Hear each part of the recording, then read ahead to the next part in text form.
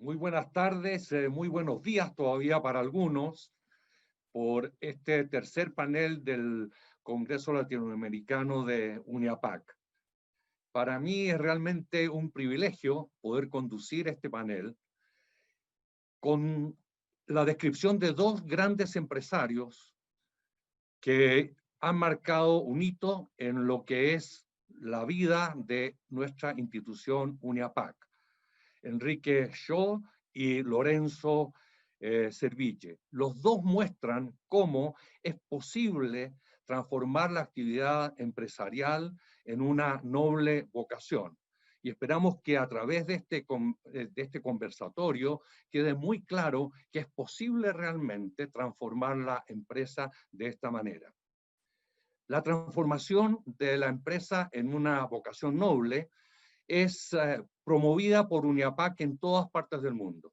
Y en todas partes del mundo usamos como receta para el líder empresarial un legado que dejó el padre Hurtado en Chile y que a toda decisión importante se hacía una pregunta, la que nos gustaría que los líderes empresariales cristianos se hicieran frente a los desafíos, frente a las decisiones que tienen que tomar en su empresa. Y la pregunta es, ¿qué haría Cristo si estuviera en mi lugar?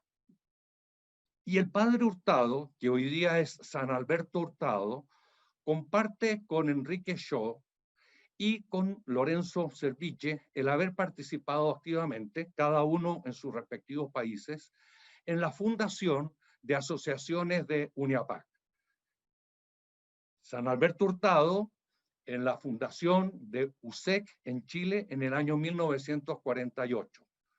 Enrique Shaw en la fundación de ACDE Argentina en 1952 y don Lorenzo Serville, la fundación de USEM en México en el año 1957.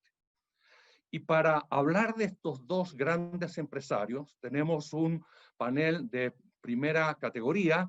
En primer lugar, tenemos a la nieta de Enrique Shaw, Sara Crito, a la nieta de don Lorenzo Serville, Pilar Mariscal, y un destacado empresario que es papá de Pilar, José Ignacio Mariscal, y una persona muy querida que conozco hace mucho tiempo, Fernán de Elizalde. Sara Crito es la autora de un libro sobre la vida de Enrique Shaw, un empresario en plenitud, Enrique Shaw y su eficaz desempeño. Y en la actualidad, Sara está recopilando las cartas que se intercambió Enrique Shaw con su señora durante el noviazgo y su matrimonio. Por lo tanto, tenemos un testimonio muy bien documentado de parte de Sara. El caso de Pilar vivió muy cerca de Lorenzo Serville. Don Lorenzo se fue al cielo hace no mucho tiempo y por lo tanto ella pudo disfrutar de este contacto con su abuelo y desde esa perspectiva nos va a hablar hoy día.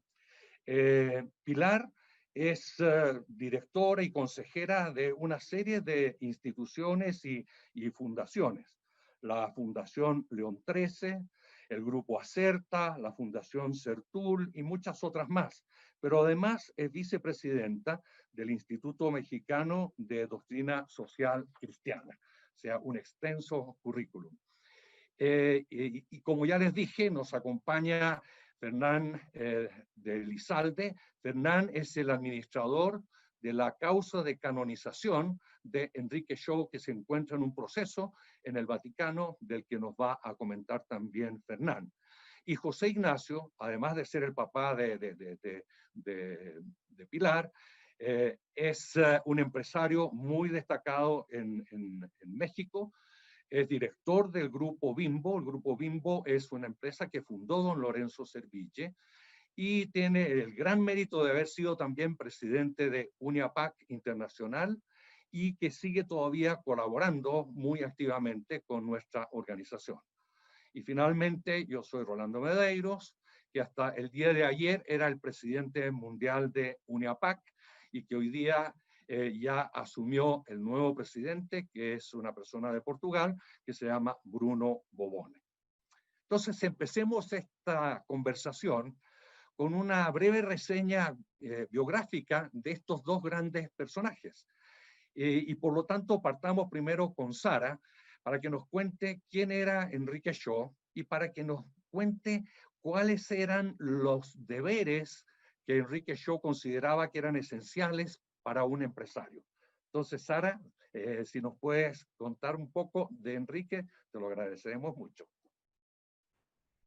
Muchas gracias, Rolando, Luis y todos los en UNIAPAC por este espacio para hablar de Enrique Shaw, que si hoy viviera estaría por cumplir 100 años.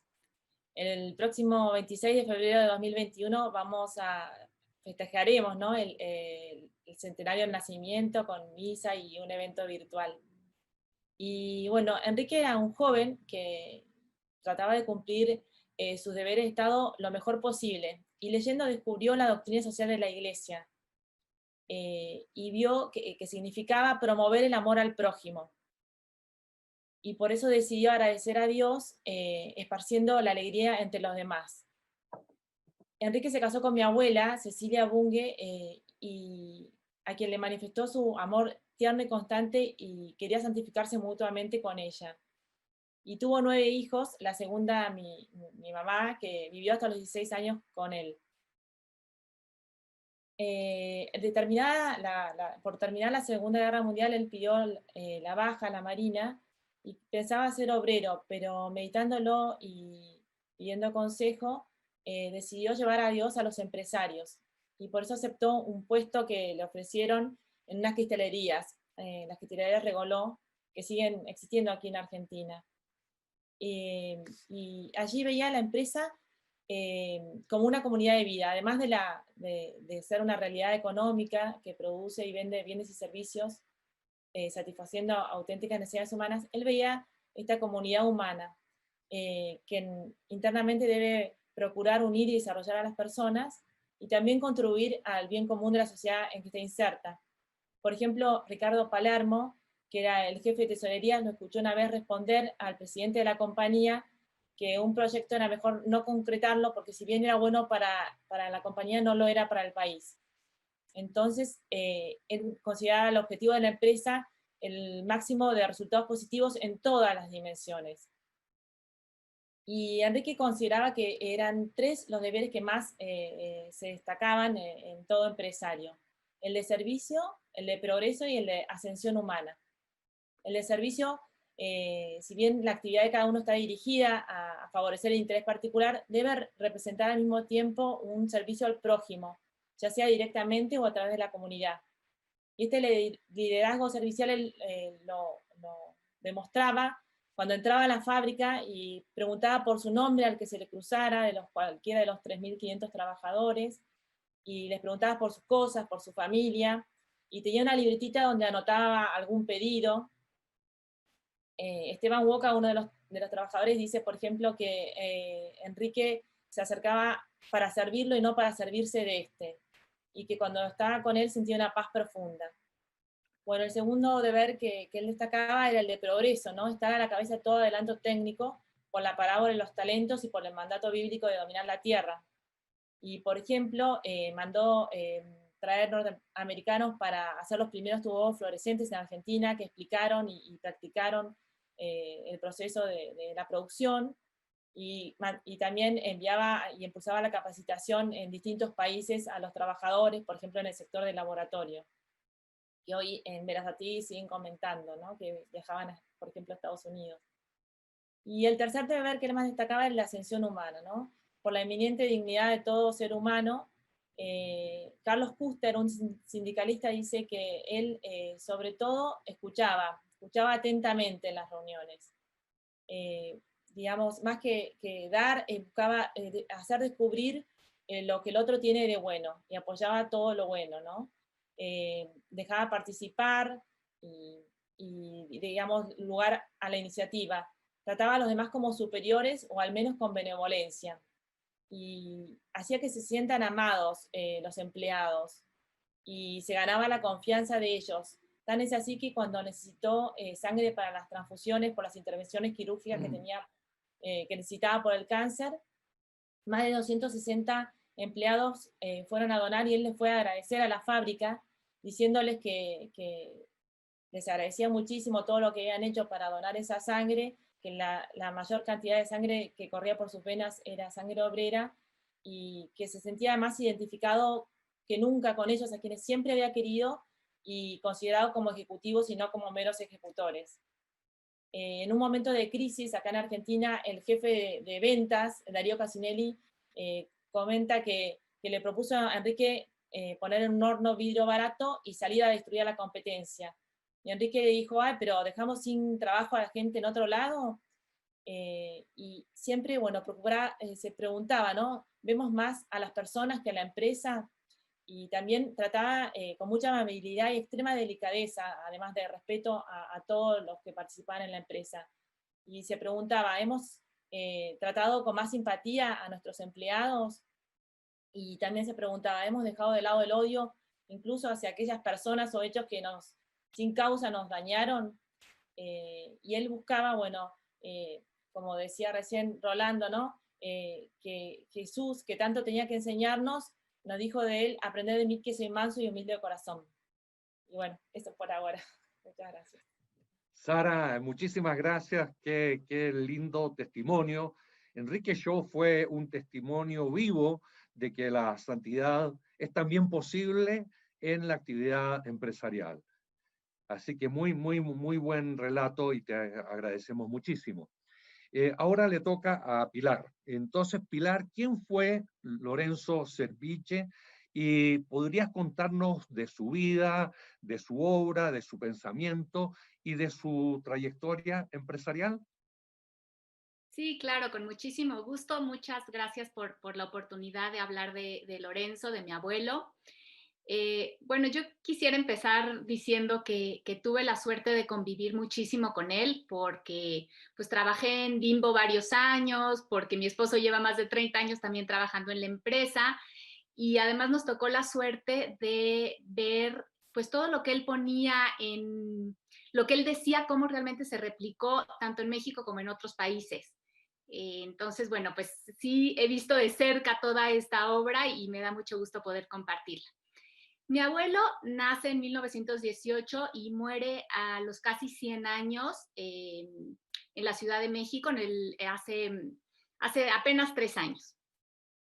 Él nace en México, pero es de papás españoles, sus dos papás catalanes, y llega y en México, mi bisabuela empiezan a poner una panadería, los dos juntos, la panadería El Molino. No sé si podríamos pasar a las siguientes, gracias. La panadería El Molino, donde trabaja mi abuelo desde los 16 años. Así que, como él decía, tenía harina en la sangre. Toda su vida trabajó en el pan.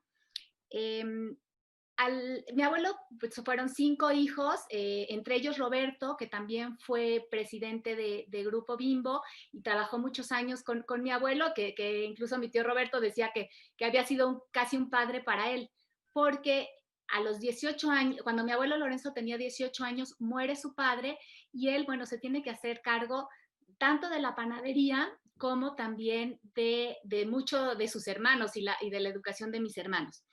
En esa época, mi abuelo decía que antes de tenerse que dedicar a la panadería al 100% y hacerse en mucho cargo de su vida y de la de sus hermanos, él tenía la idea de que podría haber sido sacerdote, dedicar su vida a Dios, y la vida se le fue cambiando para ser el empresario que fue. Mi abuelo, pues la verdad es que una persona muy especial, muy dedicada al trabajo que hacía y siempre también muy innovador, y desde la panadería El Molino ahí empezaba a ver que, bueno, había otras formas de hacer las cosas y empezó a pensar cómo podía él trabajar con el pan empacado.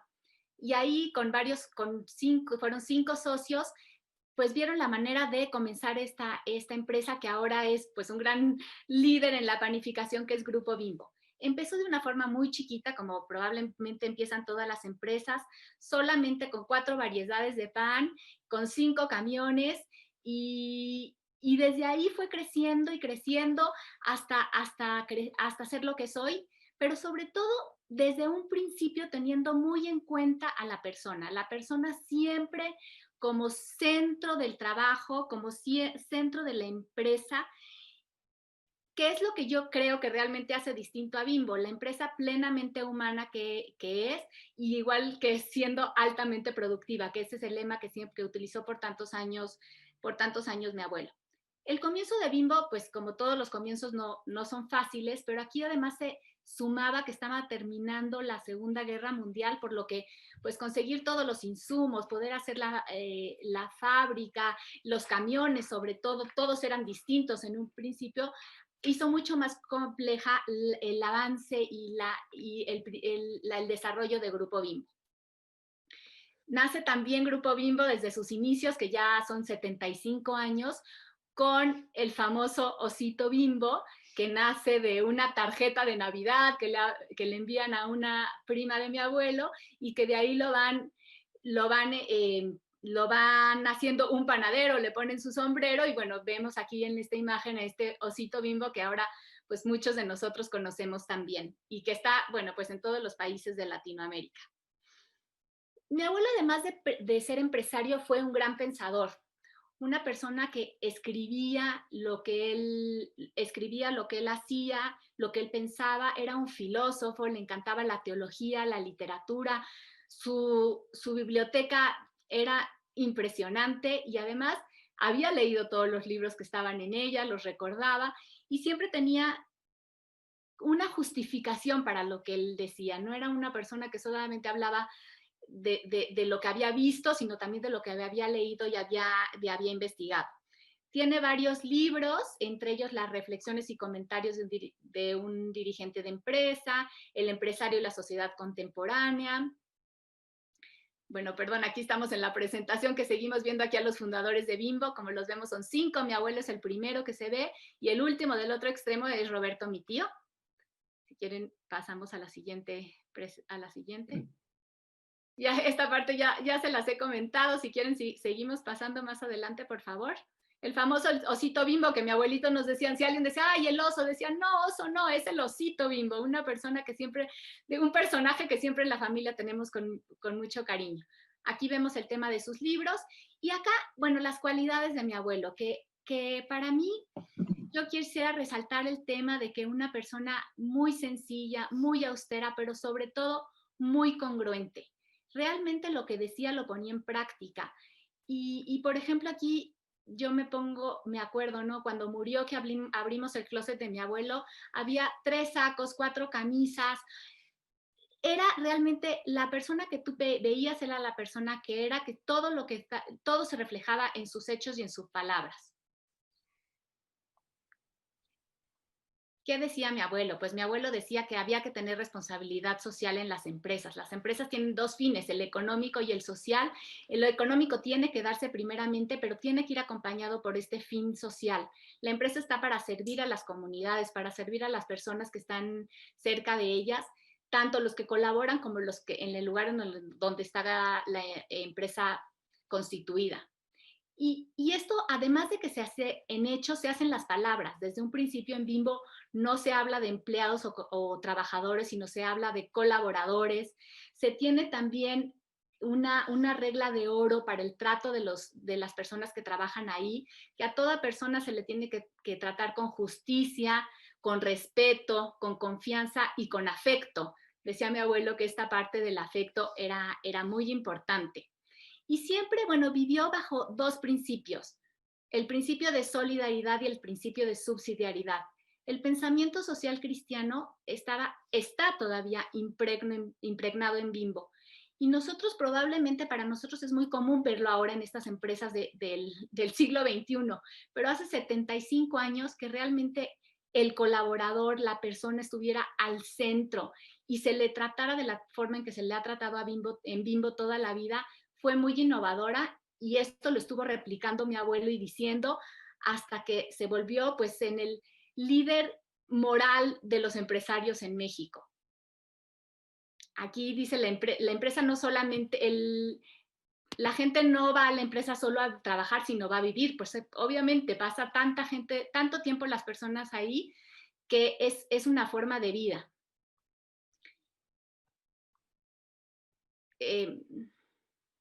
Bueno, aquí hablamos ya también de la regla de oro. Yo decía, todo el espíritu de que tiene el Grupo Bimbo, que lo seguimos viendo hoy en día. Y como les comentaba, yo viví en Chile, en Argentina, en Perú, en Canadá, y he visto cómo Bimbo a través de sus procesos, a través de sus palabras, ha sido capaz de transmitir esta gran cultura en todos estos países. Acá hay algunas frases de don Lorenzo y con esto vamos a terminar. El trabajo no es solo una tarea, sino una misión o una pasión y una aventura. Para mi abuelo, Bimbo fue su gran aventura y su gran pasión. No se cansaba de hablar de Grupo Bimbo, siempre buscaba a los jóvenes para participar. Y bueno, pues por último, que buscamos siempre poner alma, vida y corazón en todo lo que hagamos. Nuevamente, pues aquí vemos las fotos de mi tío Roberto, de mi abuelo y de Jaime, primo también de mi abuelo, que fueron fundadores del Grupo Bimbo. Y si quieren pasamos muchos reconocimientos, por supuesto, y decir que sigue mi abuelo vivo para todos. Ese es el corporativo de Bimbo, donde tenemos un árbol, un ciruelo, que es el recuerdo de mi abuelo, porque era el árbol favorito de mi abuela Carmen. Y bueno, hasta ahora está siempre presente. Muchas gracias. Pilar, muchísimas gracias por este recorrido de la vida de don Lorenzo. Yo tuve la suerte de conocer a don Lorenzo y me sorprendió siempre su calidez, su cercanía. Era una persona tremendamente sencilla, un gran personaje en todos los aspectos. Indudablemente, don Lorenzo fue un gran hombre, pero también fue un gran empresario. Así que muchas gracias, Pilar. En noviembre del año 2016, UNIAPAC realizó su Congreso Mundial, que se realiza cada 3 años, en la Ciudad del Vaticano. Y con esa ocasión tuvimos una audiencia privada con el Papa Francisco. El Papa Francisco, en la audiencia, nos habló de Enrique Shaw y se refirió a él como un santo hombre y nos recomendó que siguiéramos su ejemplo. Entonces, como introducción a esto, quisiera preguntarle a Fernán cómo va el proceso de canonización de Enrique Shaw y cuáles son los principales aspectos de esta causa. Fernán, adelante, por favor. Bueno, antes que nada yo quisiera decir que para mí es un honor estar en esta reunión donde recordamos a dos grandes, a don Lorenzo, a quien admiré sin haberlo conocido mucho, pero lo conocí poco, pero lo conocí, y he leído mucho de él, y por supuesto Enrique Shaw, que no lo conocí, no tengo nada que ver con familiarmente o laboralmente, pero bueno, lo he llegado a admirar con el tiempo. La causa está muy bien, la verdad que ha sido un trabajo, bueno, esto es lo que quería mostrar, sorpresa para José Ignacio. En algún momento, en la reunión, creo que fue en UNIAPAC en Lisboa o en México, me encontré con don Lorenzo y vi este libro, lo compré y le pedí que me lo dedicara. Y ahí tenemos un libro escrito por Enrique Shaw, dedicado a mí, un gran orgullo, y prologado por don Lorenzo, con lo cual tengo ahí una maravilla. A partir de ayer, cuando la descubrí, me pareció muy lindo mostrarla. Bueno, y la causa está muy bien. No es nada fácil ser santo para la Iglesia Católica porque todo es un trámite. Si quieren sacar la placa, por favor. Es todo un trámite muy engorroso, muy difícil, no es nada fácil, donde califica perfectamente algo que yo no entendía antes, pero ahora sí claramente entiendo, que es el tema de los tiempos de la Iglesia y cuánto cuesta ser santo, y en todo sentido de la palabra. Es costoso ser santo. Por eso son pocos los que finalmente se eligen en la tierra para ser reconocidos. En el caso de Enrique estamos ya en las etapas finales, porque ya hasta tenemos un posible milagro en Roma. Pero primera etapa fue en la Argentina, donde nos costó muchísimo convencer a la Iglesia argentina que un santo podía también ser empresario, o un empresario puede ser santo. Nuestros diálogos con en aquel momento responsables máximos de la Iglesia terminaban siempre en: es imposible, Elizalde, olvídese. Un empresario no puede ser santo, alguna macana tiene que haber hecho. Y yo peleando como Don Quijote con los molinos de viento, diciéndoles: acá tiene el caso. Y no me hacen caso, y no me hacen caso. Por eso tardamos, desde que empezamos, en 1998 hasta el 2007, 8 años peleándonos para que nos dejaran demostrarles que podía haber mérito en esta causa. 2007 se hizo la apertura formal. Piensen ustedes que murió en el 62, estamos hablando de casi 50 años, hasta 2013, en que se terminó la fase diocesana, o sea, fase Buenos Aires, donde él murió, para ir a Roma, con toda la documentación, son muchísimos años, más de los que se deben. Estamos en Roma desde el 2013. También no ha sido fácil allá, porque hay una serie de requisitos y de pruebas permanentes y muy dificultosas de demostrar, en el sentido de: yo puedo aportar pruebas, pero ya aporté anteriormente, piden más cosas, bueno, complejo, pero en el caso de Enrique hemos conseguido todo lo que necesitamos y estamos por terminar esta etapa, donde va a ser proclamado venerable muy probablemente, con lo cual se termina todo lo que es administrativo. Ahora estamos terminando ya esa etapa, pero al mismo tiempo estamos empezando la del posible milagro, que para mí es un milagrazo, con lo cual yo creo que pronto va a ser beato. Y ciertamente yo creo que hoy el tema para mí central es el tiempo del mundo, el tiempo de nuestros países, pero sobre todo del mundo, de la crisis, donde el hombre no es el centro, como querían don Lorenzo, como quería don Enrique, yo, el centro de la vida empresaria, y donde el empresario actúa como un hombre realmente generoso, buscando siempre la rentabilidad, por supuesto, pero siempre generoso, para que el hombre esté siempre en el centro de su gestión. Bueno, eso hoy los hace cada vez más grandes estos personajes como Enrique o como Lorenzo, para que el mundo se dé cuenta de que se puede hacer esto, y se puede hacer siempre de la mano de la gran compañía de Jesús y de la Virgen, que es un poco lo que Enrique siempre indicaba. Así que para mí la etapa esta está muy sólida y muy avanzada. Para mí va a ser santo muy pronto.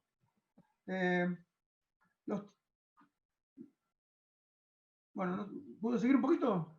¿No sí, bueno, sí, un poco más, sí. Bueno, el tema fundamental para mí es ponerse a trabajar.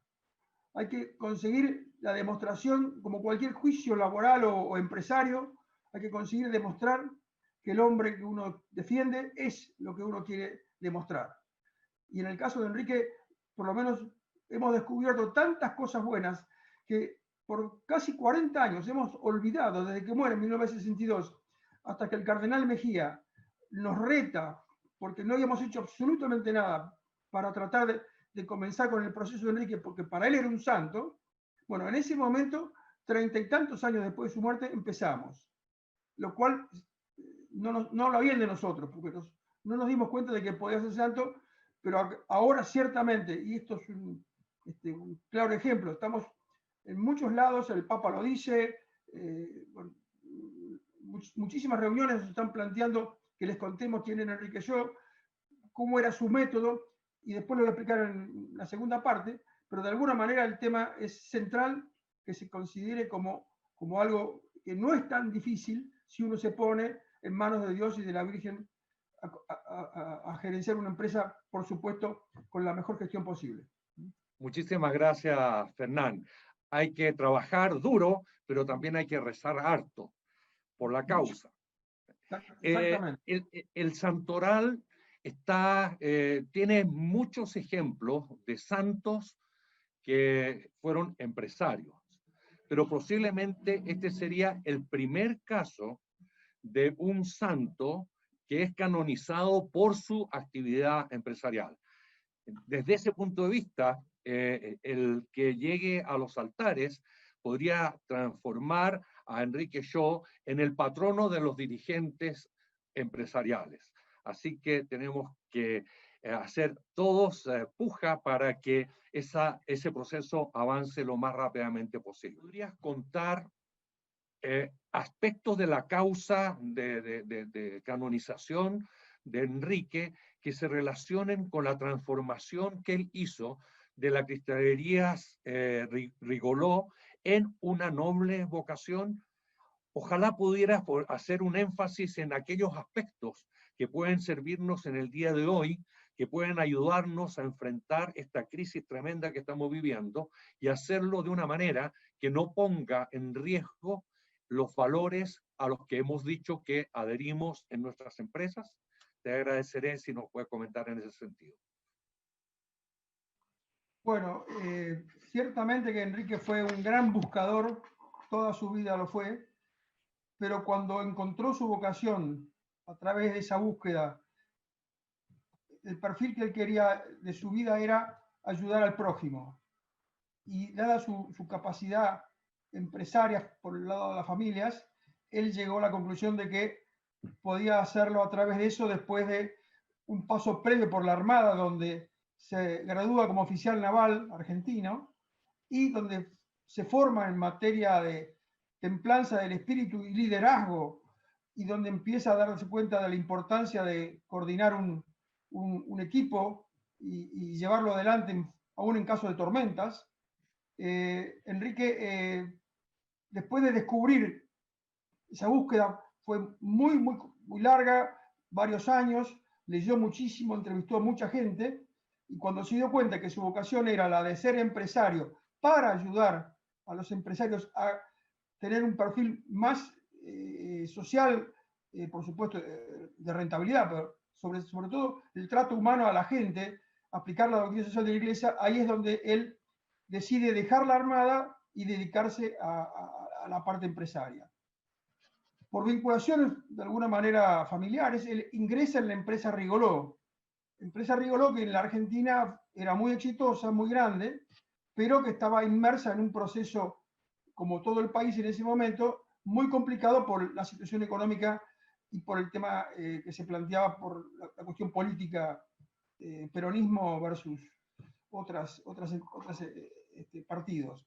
Entonces, él acepta el trabajo que le ofrecen para entrar en la empresa Rigoló y se encuentra con una empresa muy valiosa, muy importante, pero donde los accionistas o los gerentes, digamos, vinculados a los grupos que eran los propietarios, querían irse de la gestión porque estaban cansados de pelearse con los empleados, con el sindicato, con la cantidad de situaciones negativas que tenían, con lo cual Enrique se encuentra con una fundamental decisión de cambiar ese rumbo y hacer una gestión mucho más humana, potenciando toda la relación con la gente, para que de esa manera puedan hacer un trabajo donde tengan ganas de ir a trabajar, donde empiecen a ver todos los beneficios que la empresa podía darles y donde ellos podían brindar su servicio.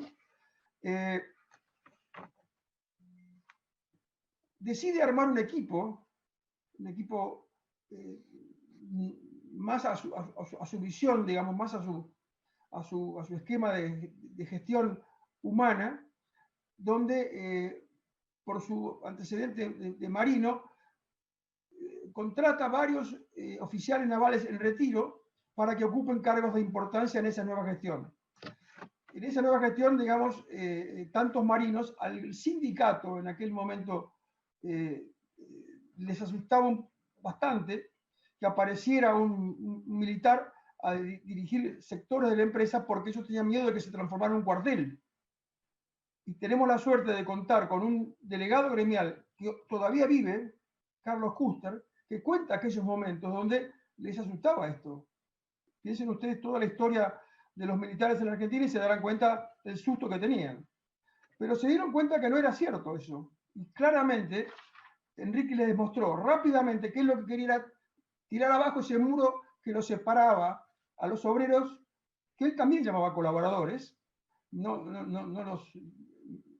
los trataba como obreros o minimizándolos, sino que los trataba de colaboradores, sus amigos en el fondo, y empieza a trabajar sobre la base del fortalecimiento de ese liderazgo y armando una comunidad de vida, que es un poco lo que ustedes han estado hablando recién, respecto de la empresa es donde ellos están viviendo más tiempo que en su casa, y la dedicación tiene que ser tal que es importantísimo que tengan el beneficio de un buen salario, beneficios, por supuesto, estar contentos, y que el jefe o los jefes tengan claramente una actitud de ejemplo y de buen trato. Yo diría que las recetas de Enrique, sin ser las únicas, pero para ser exitoso en momentos sobre todo de dificultad, claramente el tema es enfrentar esa soledad que tiene el dirigente cuando tiene que tomar decisiones no fáciles, es un poco lo que le pasa a muchos empresarios, pero pensar en esa visión de la comunidad de vida.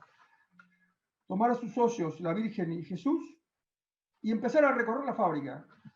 Es razonable que tengamos una visión de una empresa eficiente. Él participó en cursos de Harvard, se formó muchísimo, se capacitó técnicamente y empresariamente, realmente tenía mucho dominio de lo que pasaba en la empresa, todo el tema de planillaje, todo el tema de tablero de control, todo eso lo tenía muy claro, sabía dónde estaba parado, pero sobre todo confiaba claramente en ese plus que le daba la comunidad empresaria interna que iba armando. Piensen ustedes que él hablaba siempre de Eucaristía y vida empresaria. Él pensaba que la vida del empresario en la empresa era como el sacrificio permanente que hacemos o presenciamos en la misa cuando Jesucristo se nos da en la comunión. Para él era exactamente eso.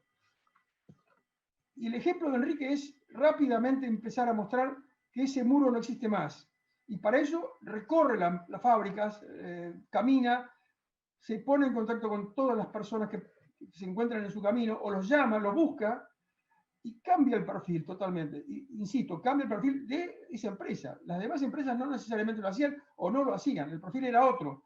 Mantener la distancia, separación. Él buscó rápidamente sentir la empresa en forma personal. Quería estar involucrado él en lo que pasaba.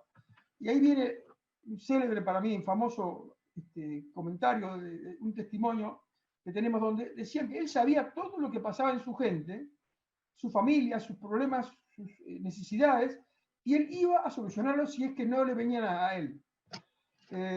Y todo con una actitud de humildad y servicio.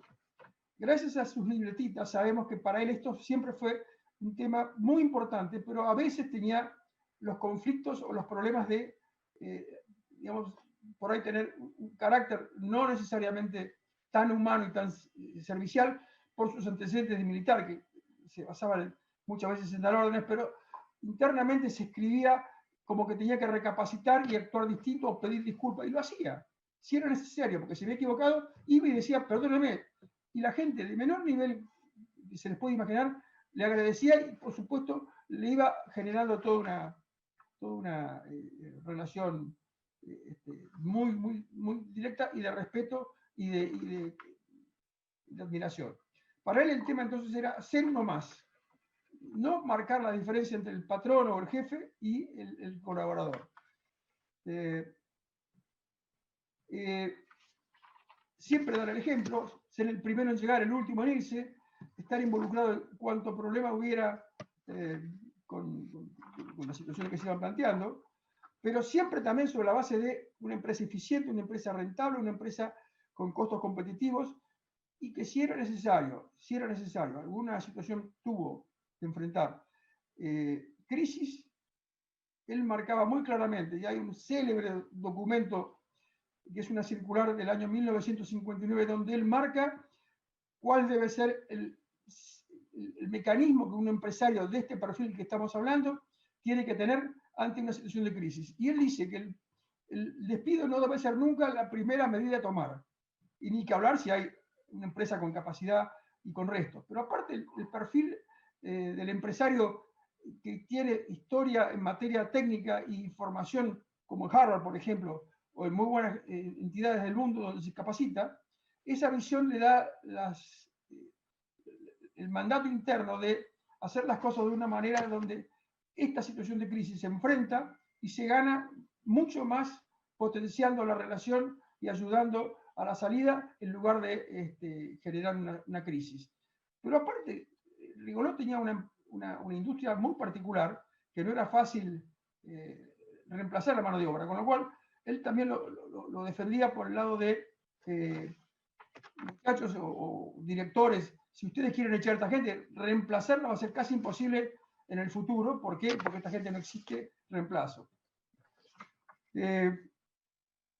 Su gran coherencia era otro tema muy central.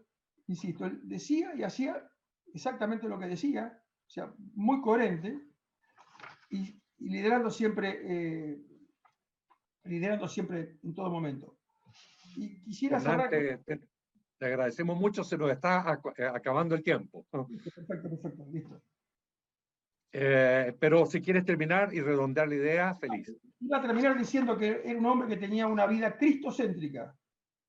Eso era su visión en la vida, que él la llevaba a la práctica.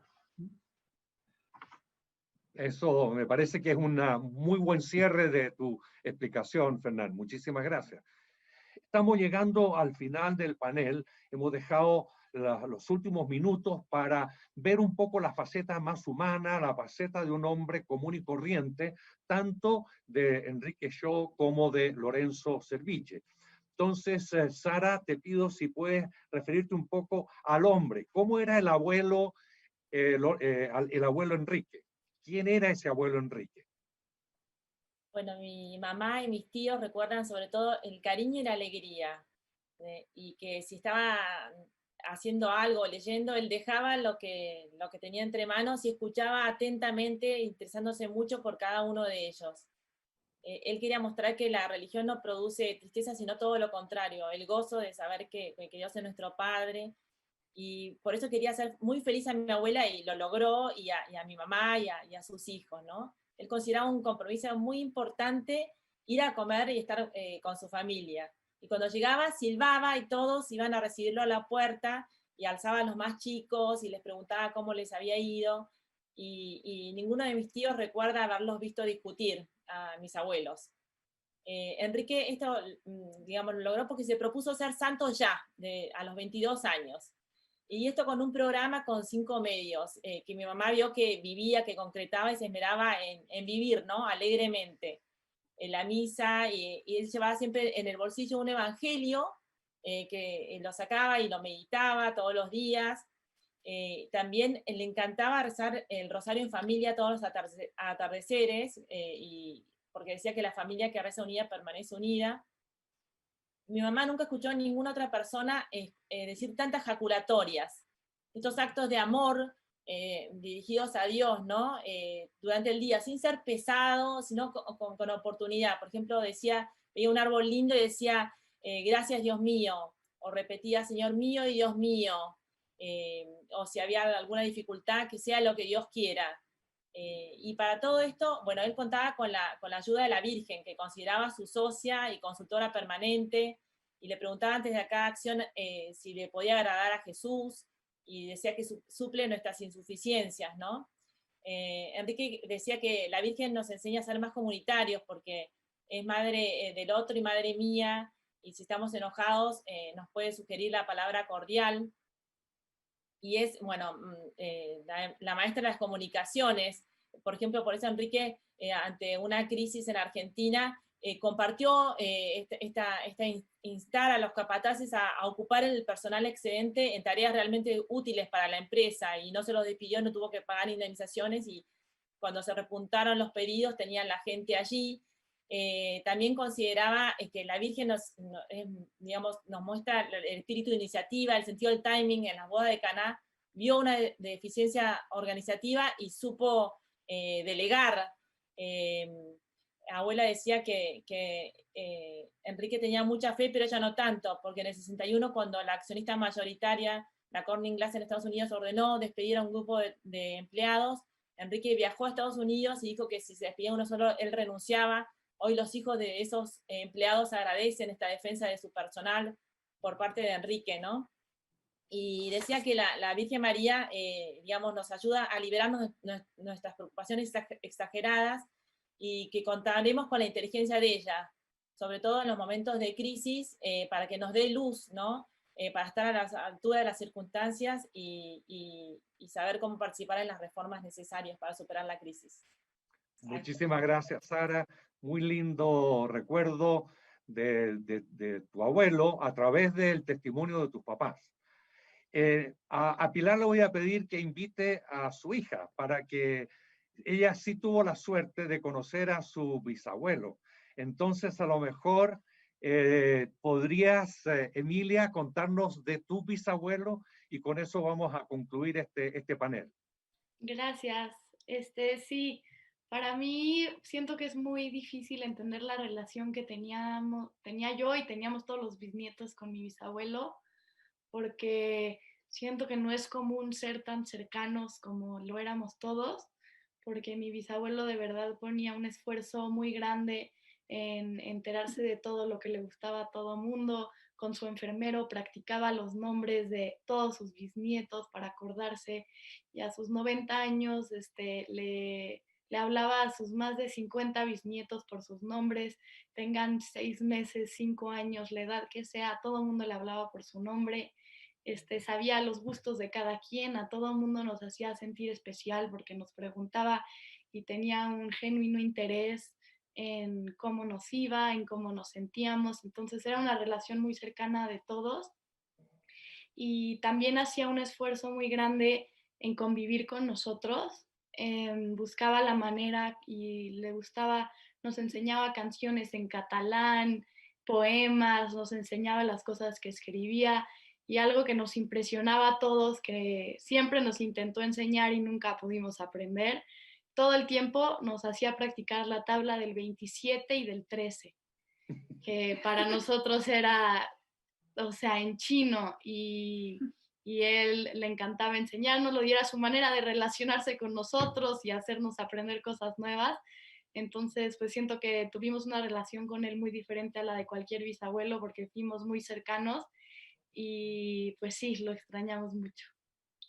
Emilia, qué lindo testimonio. Te agradecemos muchísimo que te hayas animado a darnos estos minutos con una faceta de tu bisabuelo. Estamos llegando al final del panel, un panel tremendamente interesante. Quiero agradecer a Emilia, a Pilar, a Sara, a José Ignacio, a Fernán, por habernos dado este barniz de dos hombres que nos mostraron con su ejemplo que es posible transformar la empresa en una noble vocación. Se requiere primero una transformación personal del líder empresarial, pero eso no es suficiente. Debe también ese líder utilizar su liderazgo para transformar la cultura de su empresa, de modo que pueda la empresa orientarse realmente al bien común. ¿Y cómo se orienta la empresa al bien común? Creo que de alguna manera ha estado presente las 3 Bs para orientar la empresa al bien común. La B de buen trabajo, la B de buenos bienes y la B de buena riqueza. Y al lograr estas 3 cosas en forma simultánea, la empresa se transforma en una noble vocación.